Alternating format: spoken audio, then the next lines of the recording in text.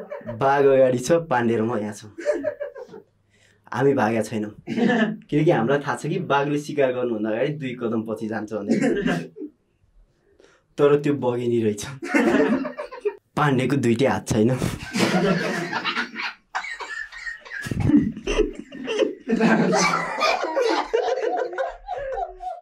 Let's welcome Jatan Adhikari from Nuwakot. हजुरबाको नाति के छ गाइजहरु? मलाई चाहिँ सानैदेखिबाट एडभेन्चर गर्न साह्रै मन पर्ने के। अनि मैले अस्ति बुवालाई भने, बुवा मलाई घुम्न पर्यो। बुवाले मलाई रोङा टिपिङ खेलाइदिनु भयो। मैले बुवालाई भने, बुवा होइन मलाई नेपालभर घुम्न पर्यो। बुवाले मलाई आयुर्वेदिक औषधि बेच्नेमा जागिर लगाइदिनु भयो।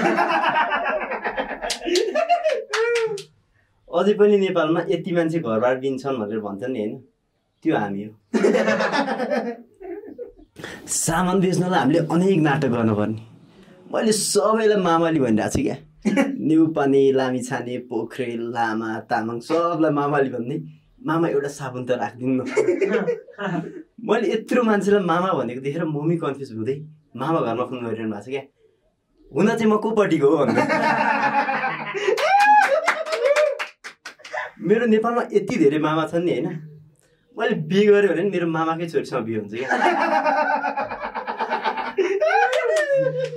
हाम्रो सामान बेच्ने स्किल धेरै हुन्छ क्या।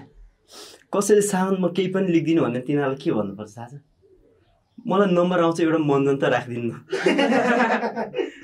यो मन्जनले तपाईँले दाँत मात्नु भने तपाईँको पहेँलो दाँत सेतो हुन्छ। अस्ति एउटा बुढोलाई यही भनेको झन्डे मारेन। त्यो बुढोको सुनको दाँत रहेछ। त्यो बुढोले ढाड दुख्ने गरी कुट्यो मलाई। झन्न झोलामा ढाड दुख्दा मसाज गर्ने तेल थियो र सन्चो।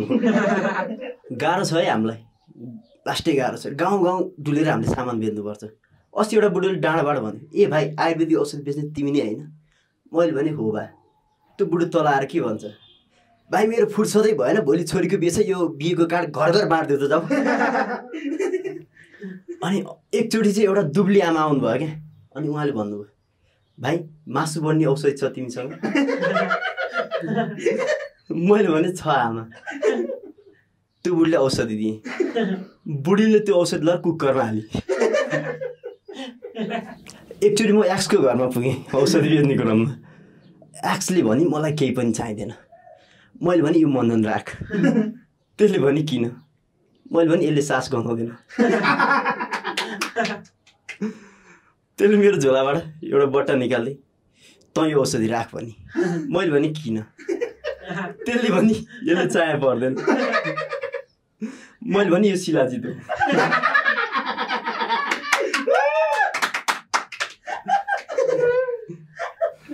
मलाई खासै राम्रो एडभेन्चर भएको जस्तो लागेन।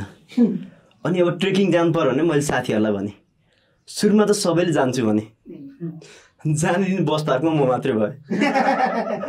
मैले सबलाई फोन गरेँ, सबैको एकैचोटि इक्जाम परेछ।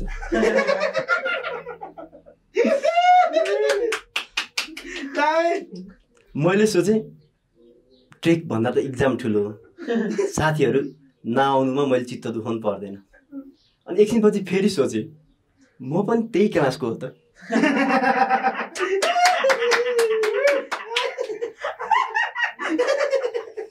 म लास्टै दुखी भएँ। अनि मैले मेरो जिग्री दोस्त पाण्डेलाई फोन गरेँ।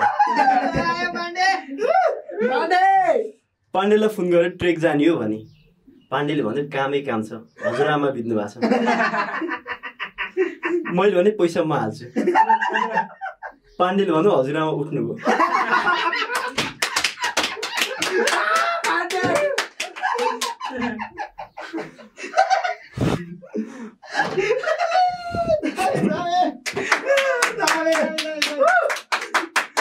अनि पाण्डेलाई मैले भने ट्रेकिङ जाँदाखेरि तेरो सामानहरू हालेर 7 दिनको ट्रेक हो, एउटा ठुलो ब्याग ल्याइदियो।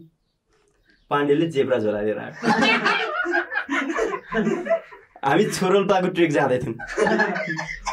छेसम्म हाम्रो ट्रेकिङ राम्रो हो किनकि त्यहाँसम्म जेब्रा ब्याग गाडीले बोक्यो। त्यसपछि जेब्रा ब्याग पाण्डे र मैले बोक्नु पर्यो। छेउमा पाण्डेले बोकिरहेछ, कुनामा मैले जेब्रा ब्याग झुन्डाइरहेको छु। हामी हिँड्दै थियौँ, रमाइलो भइरहेको थियो हिँड्नलाई। एक ठाउँमा साङ्गुरो बाटो आयो।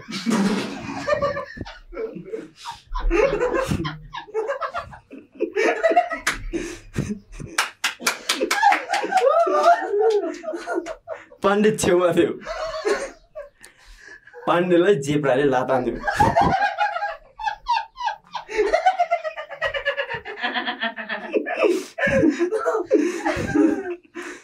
अनि पाण्डे तल्लो कान्लामा छ, त्यसलाई माथिल्लो कान्लामा तान्नु पर्यो। मैले जेब्राभित्र हेरेँ केही सामान छ कि त्यसलाई तान्न मिल्ने भनेर हेरेको, जेब्राभित्र रोटी थियो। मैले पाण्डेलाई सोधेँ यो रोटी किन लिएर? ट्रेक जाँदाखेरि बाटोभरि रोटी छाड्दै जाऊँ, रोटीको टुक्रा छर्दै जाऊँ, आउँदाखेरि बाटो चिन्न सजिलो हुन्छ। मलाई ठिक लाग्यो पाण्डेको कुरा। पाण्डेलाई ताने माथि हामी रोटी छर्दै गयौँ।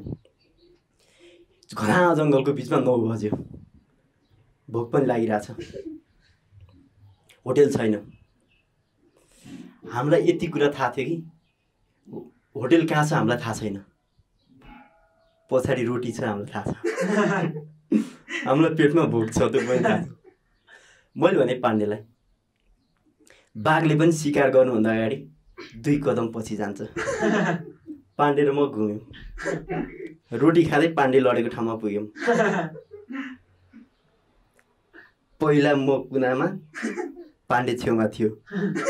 घुम्दाखेरि म छेउमा, पाण्डे कुनामा छ। जेब्राले फेरि लात हान्यो।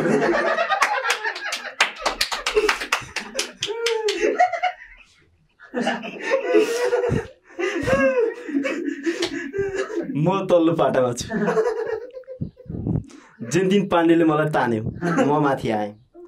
पाण्डेले तानेपछि यसो घडी हेरेको 1 बजे छ। कहाँ गएर बस्ने, घना जङ्गलको बिच छ। धन्न त्यहाँनिर मेरो एउटा मामाको घर रहेछ र बास पाइयो।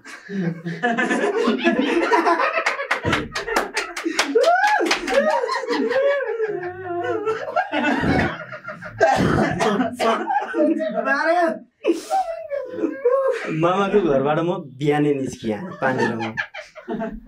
बिहानै निस्किँदाखेरि बाटोभरि जुगा रहेछ, जुगाले खुन चुसिरहेछ हाम्रो। पाण्डेले गर्लफ्रेन्डलाई फोन गर्यो, बेबी तिमी भोकै हो भन्यो। गर्लफ्रेन्डले होइन किन र भने। पाण्डेले भन्यो तिम्रो खाना त्यहाँ अर्कैले खाइरहेछ।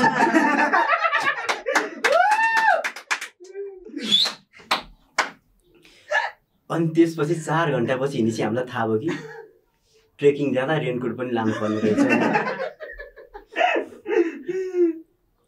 पानी झमझम परिरहेछ। अगाडि होटेल कहाँ छ थाहा छैन। मामा घर फर्केर जाऊँ भने रोटी छैन।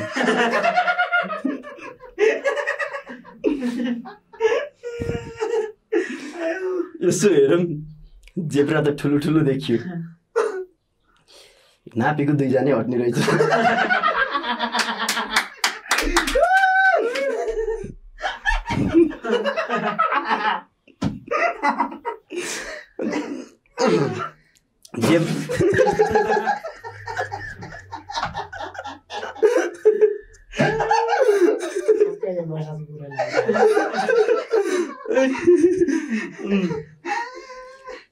जेब्रा भित्र 2 जनै बस्यौँ।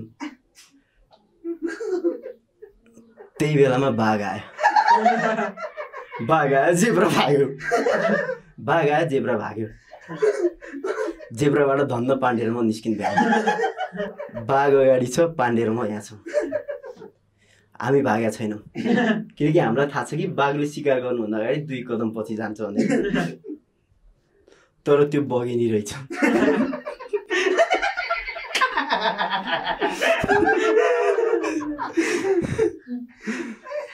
पाण्डे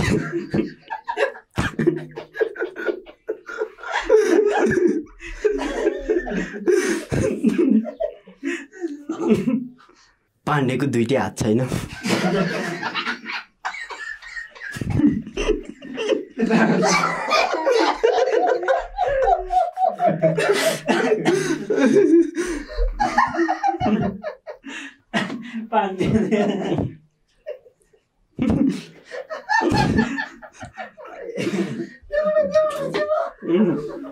एकदम दुखी भएँ।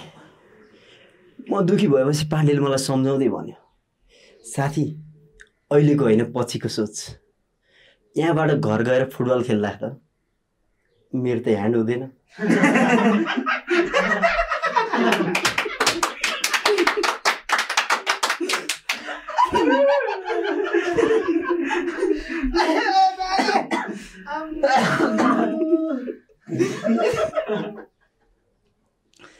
मैले भने त गोलकिपर होस्।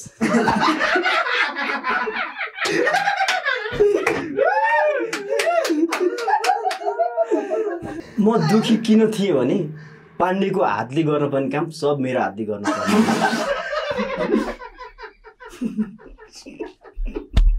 म दुखी किन थिएँ भने पाण्डेको हातले गर्नुपर्ने काम जति सब मेरो हातले गर्नुपर्ने थियो। मैले ट्रेकभरि पाण्डेलाई खान र पिउन केही पनि दिइनँ। म अलि अघि गएको ओह्रालो बाटो रहेछ क्या। म खुसी भएँ। पाण्डेले भने कि साथी खुसी नहो, अहिलेको होइन पछिको सोच। फर्केर आउँदा त यो ओह्रालो उकालो हुन्छ। मैले भने फर्केर आउनलाई बाँच्नुपर्छ।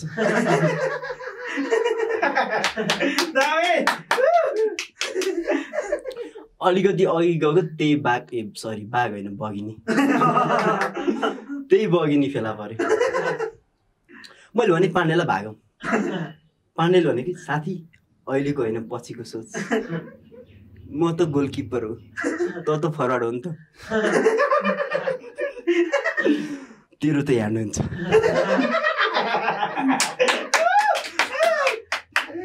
अनि पाण्डेलाई गाह्रो भयो। पाण्डेलाई होटेलमै छोडेर म छोरोल्पा पुगेँ। म छोरोल्पा पुगेर होटेल आएपछि पाण्डे के भन्छ, साथी तेरो सफलतापछि म सधैँ तेरो पछि हुनेछु भनेर भन्यो।